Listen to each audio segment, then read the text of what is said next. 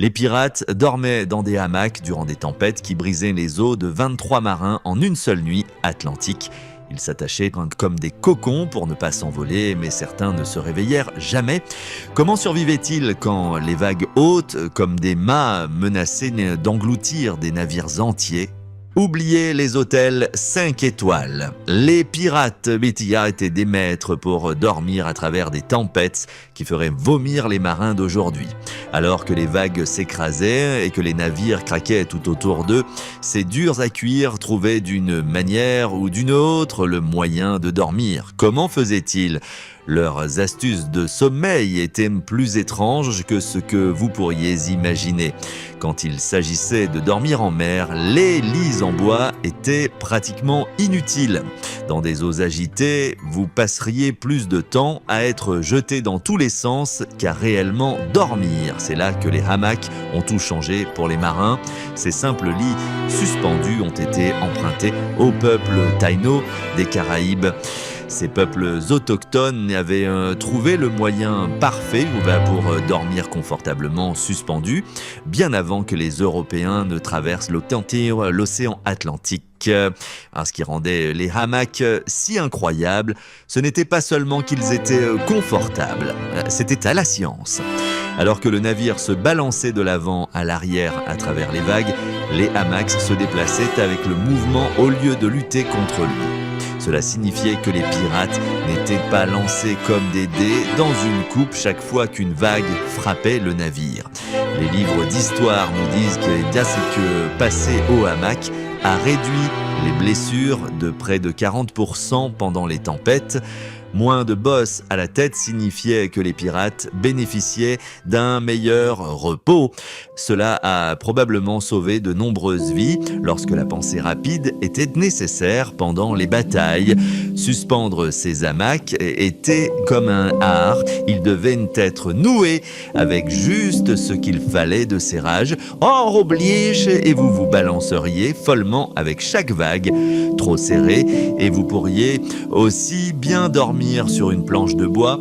La plupart des marins développaient une peau épaisse sur les mains à force d'attacher leur lieu de sommeil chaque jour. Les pirates dormaient généralement à environ 5 pieds au-dessus du pont. Cela offrait suffisamment d'espace pour éviter l'eau qui éclaboussait souvent les planchers pendant les tempêtes. Cette distance leur conférait également un autre grand avantage: moins de visiteurs nocturnes indésirables. Les rats étaient toujours présents sur les navires, répandant maladies et rongeant des fournitures importantes. Mais la plupart des rats ne pouvaient pas grimper les cordes pour atteindre les pirates endormis. À l'époque, avant les méthodes de nettoyage modernes, cela rendait les hamacs inestimables. Apprendre à dormir dans un hamac n'était pas facile pour les nouveaux marins. Beaucoup passaient leurs premières semaines à tomber encore et encore. Cela faisait beaucoup rire les membres d'équipage plus anciens. Les registres des navires mentionnent des traditions où les nouveaux marins devaient en faire des travaux supplémentaires pour chaque nuit où ils tombaient au sol. Cette pratique les faisait certainement apprendre vite. L'espace sous les hamacs devenait un espace de rangement précieux. Les marins accrochaient de petits sacs contenant leurs objets les plus précieux juste en dessous d'eux. Cela garantissait que personne ne pouvait voler leurs affaires sans les réveiller. Les plus malins enveloppaient ces trésors dans un tissu huilé pour les protéger de l'humidité constante qui s'infiltrait dans tout en mer. Lors de nuits vraiment agitées, certains pirates s'enroulaient dans leur hamac comme dans des cocons. Ils utilisaient le tissu à la fois comme lit et comme ceinture de sécurité. Cela les empêchait de tomber pendant leur sommeil, mais créait un autre problème. S'ils devaient se déplacer rapidement en cas d'urgence, ils peinaient à se démêler pendant que tout le monde d'autre était déjà en train d'aider. Où vous suspendiez votre hamac sur le navire avait sa propre politique. Plus vous étiez près du milieu du navire, moins le balancement était extrême. Les membres d'équipage les plus âgés revendiquaient ces meilleurs emplacements. Les nouveaux marins se retrouvaient coincés près de l'avant ou de l'arrière où le rebond était le plus violent. Une histoire parle d'un quartier maître rusé qui échangerait de meilleurs emplacements pour les hamacs contre des verres de rhum supplémentaires. Bien qu'ils ne soient que des morceaux de toile et de corde, les hamacs faisaient partie des choses les plus précieuses pour un pirate. Ils étaient souvent décorés de nœuds spéciaux ou de petites décorations montrant à qui ils appartenaient. Quand un pirate mourait en mer, son hamac devenait parfois son drap de témoin, le serrant autour de lui avant d'être mis dans les profondeurs de l'océan. Mais même le hamac parfait ne pouvait faire grand-chose quand Mère Nature décidait de tester les limites d'un navire. Minuit frappe, le navire tangue si fort que votre bestioma pense qu'il essaie de se produire pour le cirque. Dehors, des vagues plus hautes que le mât principal menaçant d'engloutir le navire entier. Bienvenue dans le sommeil à travers une tempête en mer où rester au lit devient un sport extrême. Pendant les tempêtes violentes, même le hamac le mieux suspendu ne pouvait garantir que vous resteriez en place. Les registres des navires du début des années 1700 décrivent des vagues suffisamment puissantes pour projeter des hommes endormis à 6 pieds dans les airs avant que la gravité ne leur rappelle qui était le patron. Pas vraiment le réveil dont tout le monde espère. La solution ? De nombreux pirates se liaient dans leur hamac avec des cordes supplémentaires. Cette technique, appelée lashing in, consistait à envelopper une corde autour de votre corps et à l'attacher aux lignes de support du hamac. L'astuce consistait à trouver le juste serrage, trop lâche, et vous seriez projeté, trop serré, et vous vous réveilleriez avec des bras si engourdis qu'ils pourraient aussi bien appartenir à quelqu'un d'autre. Une tempête en mer ne se soucie pas si vous êtes fatigué, lit-on dans les registres d'un capitaine de 1534. Et elle ne s'en souciait certainement pas. Lorsque les vagues s'écrasaient sur le pont, l'eau de mer se frayait un chemin partout. De nombreux marins se réveillaient en se découvrant trempés, même s'ils étaient en dessous du pont. Les gouttes constantes provenant des planches au-dessus créaient ce que les marins appelaient des douches de mer. Des gouttes froides inattendues qui atterrirent juste sur votre visage au moment où vous vous endormiez. Un seul son suffisait à tenir quelqu'un éveillé. Le craquement des poutres en bois se tendant contre la force de l'océan, le fracas tonitruant des vagues contre la coque, le sifflement du vent à travers chaque petite fissure dans la construction du navire. En dessous du pont devenait une salle de concert cauchemardesque où la nature jouait sa symphonie la plus terrifiante. Ceux sans hamac ont trouvé d'autres moyens d'éviter de devenir des boulets de canon humains. Certains dormaient coincés entre des barils, créant des barrières de chaque côté. D'autres s'attachaient indirectement à des objets fixes comme des poutres de soutien ou des escaliers. Les moins chanceux dormaient simplement sur le sol, se pressant contre les murs et s'accrochant à tout ce qui était boulonné. Parmi les équipages avec un sens de l'humour, il y avait un jeu de paris appelé Launch Wagers. Les membres de l'équipage pariaient sur qui serait projeté de son endroit de sommeil en premier pendant une tempête. Les enjeux, en général des verres de rhum supplémentaires ou le premier choix de trésor lors du prochain raid réussi. Rien ne remontait le moral pendant un temps effrayant comme la chance de gagner un verre supplémentaire aux dépens d'un ami. Garder les affaires en sécurité pendant une tempête nécessitait une intelligence égale. La plupart des biens précieux étaient rangés dans des coffres marins qui étaient soit boulonnés au sol, soit coincés si étroitement entre les poutres de soutien que même l'océan le plus en colère ne pouvait les déplacer. Les petits objets étaient souvent gardés dans des pochettes portées autour du cou, même pendant le sommeil. Après tout, à quoi bon survivre à la tempête si tous vos trésors mondains finissaient au fond de la mer ? Fait intéressant, certains marins affirment mieux dormir pendant les tempêtes que pendant les nuits calmes. L'explication ? Quand les vagues menaçaient de faire sombrer le navire à tout moment, les petites inquiétudes et peurs disparaissaient. De plus, le mouvement violent, une fois que l'on s'y était habitué, pouvait être étonnamment hypnotique. comme être dans un énorme berceau terrifiant. Les croyances entourant le sommeil pendant les tempêtes étaient des plus fascinantes. Certains croyaient que dormir la tête tournée vers l'avant du navire apporterait de la chance et des eaux calmes au matin. D'autres insistaient sur le fait que croiser les bras sur la poitrine en dormant fâcherait les dieux de la mer qui pourraient vous prendre pour mort et prêt pour l'enterrement. Ces croyances variaient largement d'un navire à l'autre, créant un réseau complexe de rituels de sommeil que tout marin sensé n'oserait ignorer. Au matin, après une nuit orageuse, les pirates épuisés sortaient de dessous le pont, se comptant chanceux d'avoir survécu à une autre nuit, d'être jetés comme des dés dans une coupe. Mais pour certains, l'expérience était totalement différente. Les veilleurs étaient à la mince ligne entre la survie et la catastrophe, chargés de scruter l'horizon à la recherche de menaces pendant que tout le monde se reposait. Pourquoi ne pouvons-nous pas simplement dormir toute la nuit ? Cette question, probablement posée par chaque nouveau pirate, avait une réponse simple. Parce que l'océan ne dort jamais, environ 30% des naufrages avaient lieu pendant la nuit, plus de la moitié étant imputable à de mauvais guetteurs. Les enjeux ne pouvaient pas être plus élevés. S'endormir au mauvais moment aurait pu signifier que tout l'équipage ne se réveillerait peut-être jamais. Les pirates utilisaient un système de veille de 4 heures. La nuit était divisée en plusieurs quarts de 4 heures avec différents membres d'équipage assignés à chacun. Cela garantissait qu'aucune personne ne devait rester réveillée toute la nuit tout en gardant un œil constant. Les registres des navires montrent que cette méthode date de traditions maritimes anciennes, prouvées efficaces à travers des siècles de navigation. Le quart de minuit à 4 heures du matin a reçu le redoutable surnom de « veille morte ».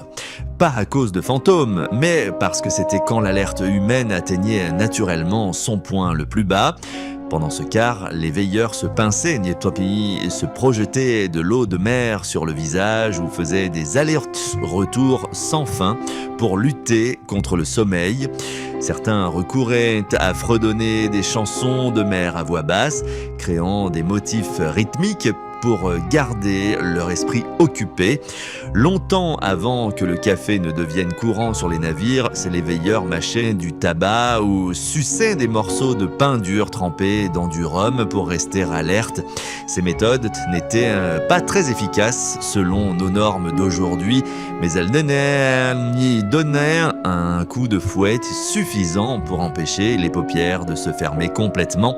Certains navires pirates capturés dans les Caraïbes avaient des réserves de feuilles de cacao que les marins mâchaient pour leurs effets énergétiques. Bien que ce fût des friandises rares, la technique anti-sommeil la plus désespérée impliquait la douleur. Les veilleurs parfois attachaient des morceaux de corde autour de leurs doigts, conçus pour se resserrer si leurs bras tombaient sous l'effet de la somnolence. La douleur soudaine servait d'appel au réveil immédiat. D'autres se tenaient pieds nus sur des surfaces volontairement inconfortables. De petites coquilles ou des cailloux placés sur le pont, sachant que s'asseoir provoquerait de l'inconfort. S'endormir à la veille n'était pas seulement mal vu. Cela pouvait coûter la vie comme punition. Les règles du navire, les lois régissant les navires pirates énuméraient souvent la punition pour les veilleurs endormis parmi leurs peines les plus sévères. Un code pirate récupéré spécifiait qu'un veilleur surpris en train de dormir serait fouetté à travers la flotte, attaché à un petit bateau et tiré devant chaque navire dans le port, recevant des coups de fouet de chaque équipage. Les conditions météorologiques rendèrent le maintien éveillé particulièrement difficile. Le brouillard créait un monde gris et ennuyeux où les minutes semblaient des heures. La pluie combinée au mouvement rythmique produisait une berceuse presque impossible à résister. Le froid drainait l'énergie et alourdissait les paupières. Pourtant, à travers toutes ces conditions, les veilleurs devaient rester parfaitement conscients. L'équipement utilisé était simple mais essentiel. Des lanternes étaient maintenues dans l'obscurité pour préserver la vision nocturne. Les premières versions des lunettes d'approche aidaient à scruter les horizons lointains. Des systèmes de cloches permettaient aux veilleurs de donner l'alerte immédiatement si des menaces apparaissaient. Plus importante encore, les veilleurs devaient maîtriser l'art de voir dans l'obscurité en utilisant leur vision latérale plutôt que de regarder directement les objets. Cela permettait aux bords sensibles à la lumière de l'œil de détecter plus efficacement le mouvement. Un truc courant était la méthode d'un œil. En gardant un œil fermé, en regardant les lanternes, ils préservaient la vision nocturne dans cet œil. Cela leur permettait de scruter à nouveau l'obscurité rapidement sans attendre que leurs pupilles se réajustent. Cette technique est toujours enseignée dans la formation marine moderne, a sauvé d'innombrables navires d'attaque surprise. Lorsque le soleil se levait et que leur quart était terminé, ces marins fatigués se traînaient en dessous du pont, prêts à s'endormir enfin. Le pont inférieur d'un navire pirate était l'endroit où la plupart de l'équipage dormait, et c'était à peu près aussi éloigné qu'on pouvait être d'un hôtel 5 étoiles. Cet espace sombre et humide entassait des dizaines d'hommes en sueur et non lavés dans une zone plus petite qu'une salle de classe moderne. Les registres du début des années 1700 montrent qu'en moyenne, chaque marin avait environ 6 pieds carrés d'espace. À peine suffisant pour s'allonger, l'odeur était la première à vous frapper. Un mélange de moisissures, d'eau salée, de sueur et de vomi qui flottait dans l'air comme un brouillard invisible. Avec peu d'air frais parvenant sous le pont, cette odeur devenait si normale que les marins ne pouvaient souvent pas la détecter après quelques semaines en mer. Les visiteurs qui montaient à bord de navires capturés écrivaient souvent à propos du mur de puanteur qui les accueillait en descendant. Un officier de marine décrivait cela comme l'odeur de la mort sans le respect d'être mort. Les insectes adoraient cet environnement, les poux, les puces et les punaises de lit étaient des compagnons si courants que les marins arrêtaient de leur donner la chasse. Après un certain temps, de nombreux pirates se rasaient complètement la tête ou portaient des tissus serrés autour de leur cuir chevelu pour réduire les poux de tête. Il n'était pas rare qu'un pirate se réveille avec des dizaines de nouvelles piqûres chaque matin. Les rats prospéraient sur les navires pirates. Ces membres d'équipage indésirables couraient sur des visages endormis, rongeaient des cordes et des provisions et répandaient des maladies. Un navire pirate de taille moyenne pouvait abriter des centaines de rats. Contrairement aux insectes, les rats étaient activement chassés. Pas seulement pour le contrôle des nuisibles, mais aussi comme source de viande fraîche lorsque les provisions étaient faibles. Les chats de navire étaient des membres d'équipage précieux, souvent traités avec spécialité pour leur travail essentiel à maintenir la population de rats sous contrôle. Le bruit ne s'arrêtait jamais. Même la nuit, un navire pirate était une symphonie de sons horribles. Le ronflement résonnait à travers l'espace exigu. La coque en bois craquait et gémissait à chaque vague. Les hommes parlaient, se disputaient, toussaient et pétaient sans honte.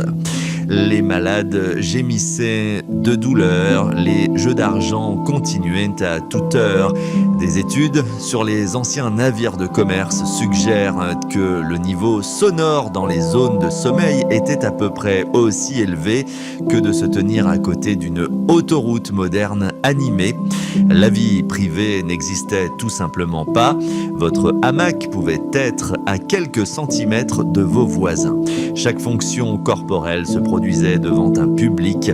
Toute conversation pouvait être entendue par une douzaine d'autres hommes. Ce manque d'intimité devait mener à un mélange étrange de transparence totale sur certaines choses et de secrets soigneusement gardés sur d'autres.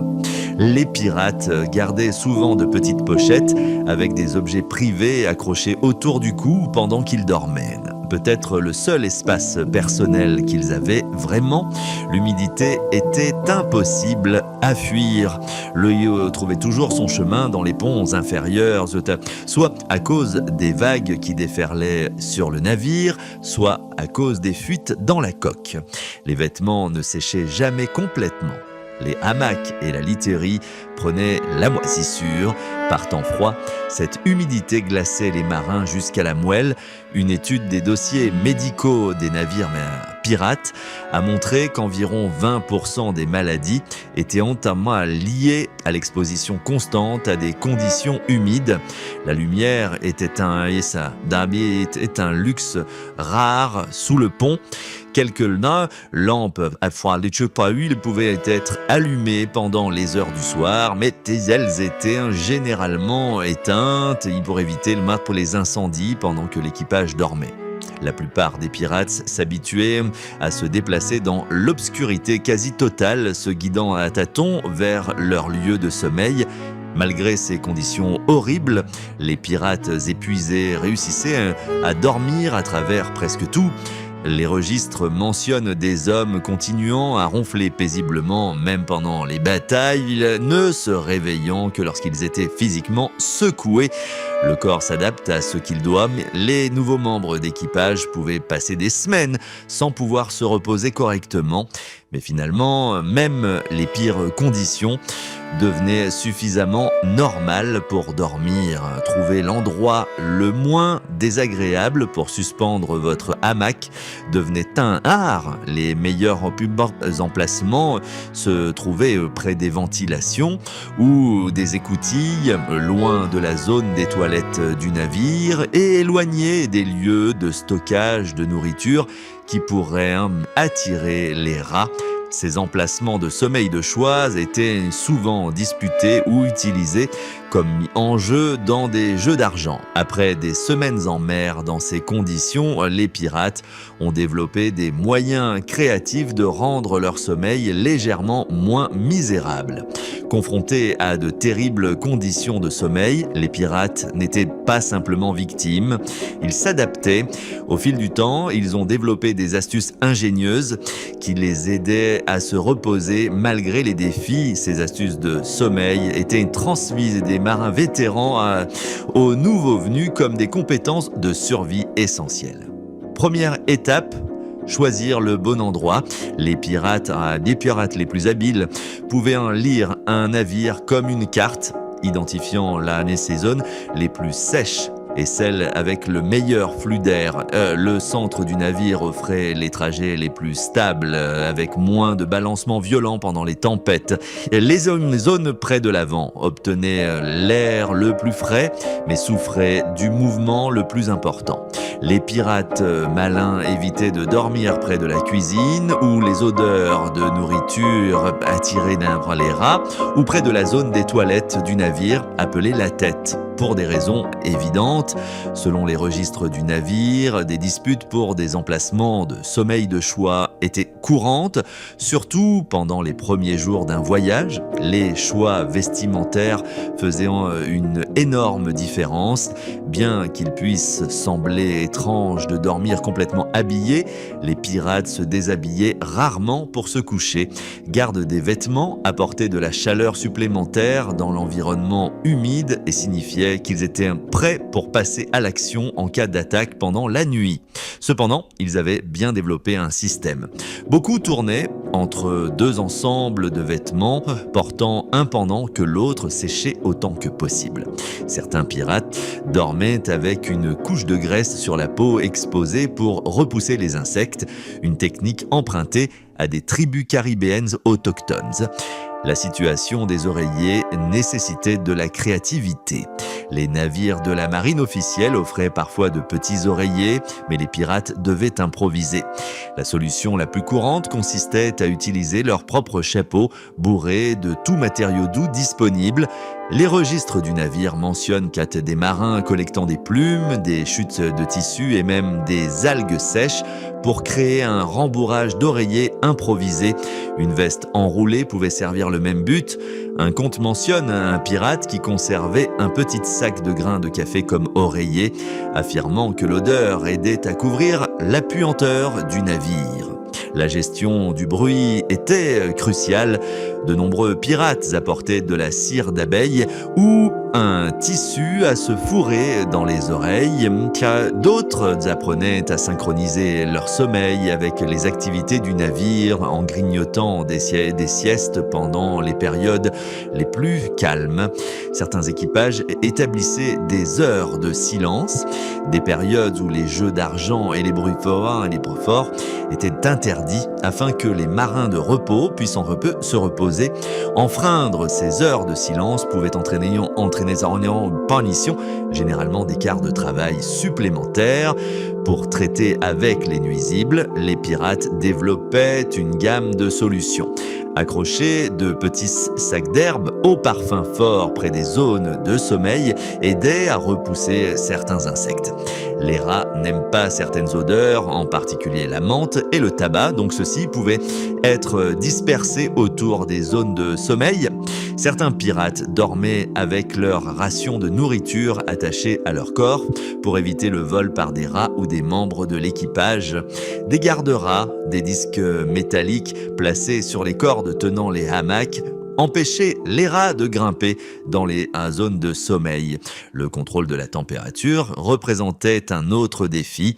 Par temps froid, les pirates dormaient blottis les uns contre les autres pour se réchauffer, mettant de côté les préoccupations habituelles concernant l'espace personnel. Pendant les nuits tropicales chaudes, les marins trempaient des bandes de tissu dans le halo de mer et les accrochaient près de leur hamac. À mesure que l'air passait sur ces tissus humides, cela créait un système de refroidissement primitif. Les registres des navires des voyages dans les Caraïbes soulignent que les marins dormaient souvent sur le pont pendant les nuits extrêmement chaudes, préférant le risque de pluie soudaine à la chaleur étouffante en dessous. Les remèdes contre l'insomnie variaient largement parmi les pirates. Le rhum était le somnifère le plus courant, bien que trop en fasse un repos de mauvaise qualité.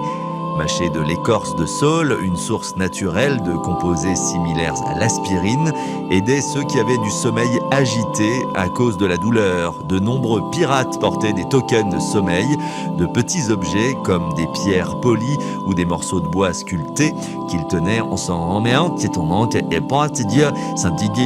En s'endormant, cela servait d'objet réconfortant, psychologique, dans un monde incertain. Trouver l'obscurité pour dormir nécessitait de la créativité. Les navires avaient peu de lumière artificielle, mais la lumière de la lune à travers les écoutilles pouvait être suffisamment forte pour perturber le sommeil. De nombreux pirates fabriquaient de simples cache-yeux à partir de chutes de tissus sombres. Ces masques de sommeil primitifs bloquaient la lumière et offraient un sentiment de privacy psychologique dans des conditions de foule. Malgré toutes ces adaptations ingénieuses, toute la les nuits ne garantissaient pas un sommeil réparateur. Dormir était une affaire dangereuse sur un navire pirate. Pour tous leurs hacks et adaptations intelligents, de nombreux pirates s'endormaient une nuit et ne voyaient jamais un autre lever de soleil. La mort venait sous de nombreuses formes et elle frappait souvent lorsque les marins étaient les plus vulnérables, profondément endormis.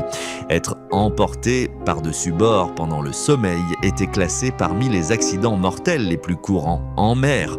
Lorsque des tempêtes violentes frappaient soudainement, les vagues pouvaient frapper le pont avec suffisamment de force pour projeter des marins de leur hamac ou balayer ceux qui avaient choisi de dormir sur le pont pour échapper à la chaleur en dessous. Les registres de navires de l'âge d'or de la piraterie sont remplis d'entrées sinistres comme 2 hommes perdus en mer pendant une tempête nocturne.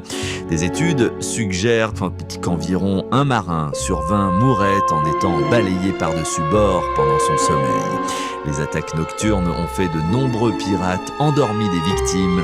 Des navires ennemis s'approchaient sous le couvert de l'obscurité, espérant surprendre leurs cibles non préparées. Un équipage endormi pourrait se réveiller pour trouver des grappins déjà en train de sécuriser un vaisseau ennemi à leur navire et des assaillants armés déferlant sur leur pont. Des faits historiques que près de 60% des captures se produisaient pendant les heures précédant l'aube, spécifiquement pour attraper les pirates endormis. La maladie se propageait comme une traînée de poudre à travers les navires. Dans les conditions exiguës et insalubres, sous le pont, la maladie pouvait passer d'un marin à tous les autres en quelques jours. De nombreux pirates s'endormaient en se sentant légèrement mal, sans jamais se réveiller, emportés par la fièvre pendant la nuit. La fièvre jaune, le paludisme et la variole étaient des tueurs communs. Les dossiers médicaux des navires pirates capturés montrent que les maladies tuaient 5 fois plus de pirates que le combat. Le navire lui-même pouvait devenir une trappe mortelle. Les incendies éclataient facilement parmi les structures en bois, surtout près de la cuisine ou à cause de lanternes renversées. Avec des capacités de lutte contre les incendies limitées, un petit feu pouvait rapidement devenir incontrôlable. Les pirates dormant sous le pont pouvaient en être piégés si le feu bloquait leur sortie ou pire, pouvaient mourir d'inhalation de fumée avant même de se réveiller. La violence entre pirates faisait également de nombreuses victimes pendant le sommeil. Malgré les codes de conduite qui punissaient le meurtre, des disputes concernant les parts de trésors ou des rancunes personnelles conduisaient parfois à des attaques mortelles sur des membres d'équipage endormis. Les articles de navires de plusieurs équipages pirates mentionnaient spécifiquement de sévères punitions pour ceux qui attaquaient des membres d'équipage endormis, suggérant que c'était un problème suffisamment courant pour nécessiter d'être abordé. Être laissé derrière arrivait plus souvent que les pirates n'auraient aimé admettre. Si un navire devait quitter le port rapidement, tout membre d'équipage qui dormait encore après une nuit de beuverie sur terre risquait d'être abandonné. Sans argent et maintenant étiquetés comme pirates dans un port hostile, ces âmes malheureuses faisaient souvent face à l'emprisonnement ou à l'exécution. Le tueur silencieux que beaucoup évoquent était le monoxyde de carbone. Par temps froid, les pirates pouvaient apporter de petits brassereaux ou des pots à charbon sous le pont pour se réchauffer. Sans ventilation adéquate, ces sources de chaleur consommaient de l'oxygène et émettaient un gaz mortel. De nombreuses sections de l'équipage pouvaient mourir pendant leur sommeil, ne sachant jamais ce qui les avait frappés. Les morsures de rats entraînaient des infections mortelles. Pendant leur sommeil, les pirates étaient des cibles faciles pour les rats audacieux du navire en quête de nourriture ou de sel provenant de la sueur. Ces morsures devenaient souvent infectées dans des conditions insalubres. Une piqûre apparemment mineure pouvait évoluer en un cas fatal d'intoxication sanguine en quelques jours. Mais pour ceux qui ont survécu au péril du sommeil en mer, il y avait toujours un autre jour d'aventure qui les attendait. Après tout, la vie d'un pirate était avant tout une histoire de battre les probabilités.